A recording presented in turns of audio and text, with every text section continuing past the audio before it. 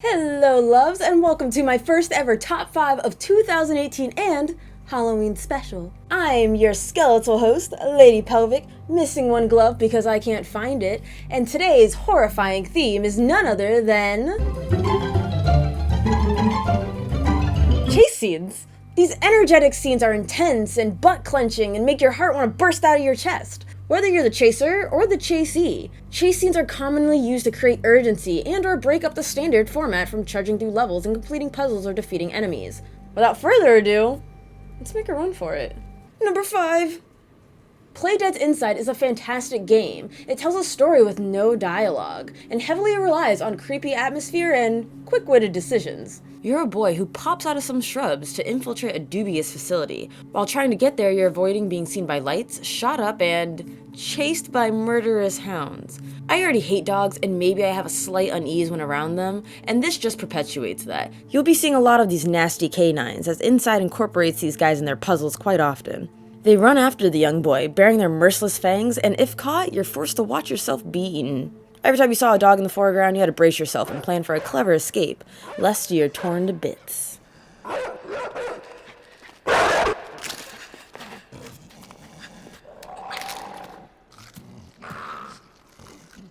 Number 4! No top 5 list of mine is complete without a Legend of Zelda title. Now I bet you guys are all thinking Majora's Mask, since it is the creepiest in the series. Well, guess what, motherfuckers? You wrong. We're talking Skyward Sword. During Link's usual quest to save Zelda, there comes a point where Link must prove to the goddess that he is truly the hero by collecting the tears of the goddesses. His body and spirit are separated, and his defenseless soul is transported into the Silent Realm. It seems tranquil at first, but if Link fails to collect a tear in a certain amount of time, touches waking water, or is spotted by a watcher, hostile guardians will awaken and chase the hero to be. Cue the terrifying music and feel your anxiety shoot skyward.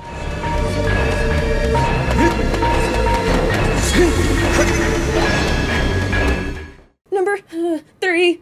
I've mentioned this nightmarish game in previous Halloween episodes, and guess what? It's making its comeback, not only in today's episode, but on February 14th, 2019.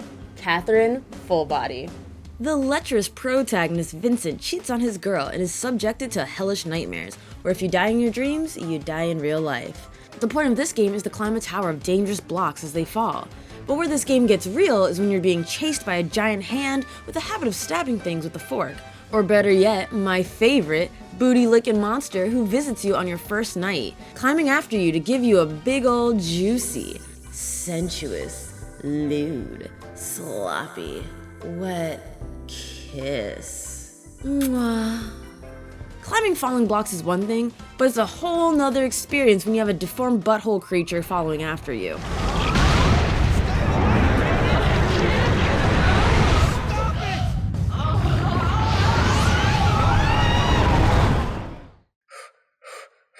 Number 2. Hellblade: Senua's Sacrifice, which served as my first real step into the horror genre. Psychological horror, but horror nonetheless. Hellblade focuses on Senua's mental journey of freeing her fallen lover's soul from Hela, the goddess of hell. You're welcomed to the edge of hell with all sorts of abominable shadowy figures, but nothing that can deter Senua or the player from their quest. It isn't until I started the Trials of Darkness that the fear of God struck me. Unlike Catherine, where you have the luxury of seeing where the boss is on the tower, imagine being chased by something invisible. And the only way of knowing if it drew near was hearing the screams of people burning alive, the world around you begins to shatter, and the voices in your head panicking.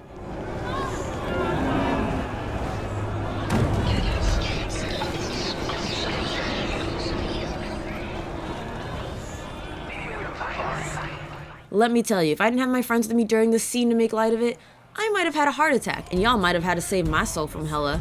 As you're being chased, the only way out is sealed with runes, so you're locked in a maze with this thing, scrambling like a hamster in one of those find the food maze experiments, trying to find 3 runes. The entire atmosphere is just insane, powerful, heightened, and I mean, man, it was a trip.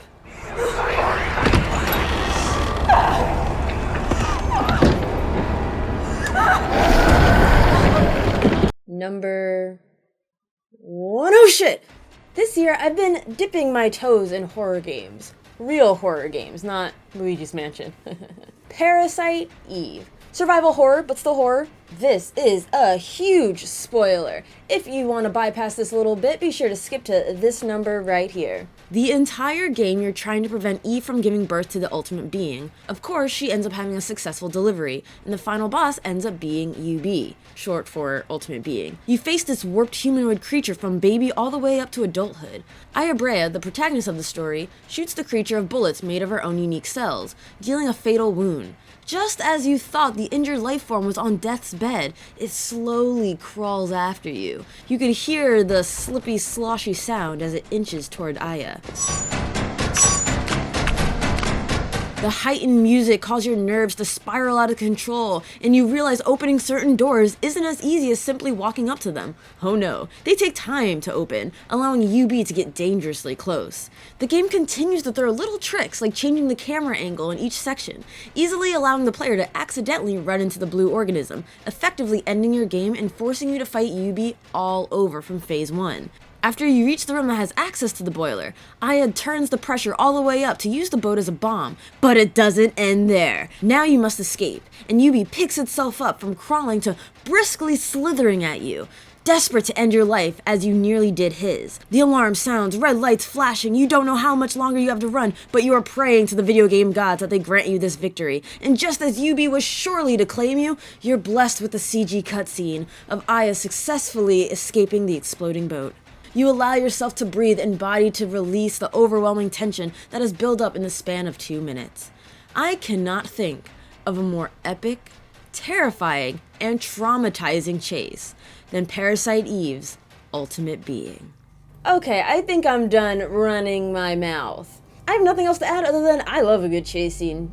On occasion. Too much I might die. I hope you enjoyed this list. I know you guys are here for the reviews, but top 5s are so fun to do, and it just breaks the mold a little bit. So let me know in the comments below, what are some of your favorite chase scenes, or what are the most memorable? What are the ones that shook you? I am always reading your comments, and I look forward to what you have to say. Thank you all so much for watching. Top box are more of my top 5 videos like this one, and the bottom box is my Let's Play channel. Hope you guys have a happy Halloween, and I will see you in the next video.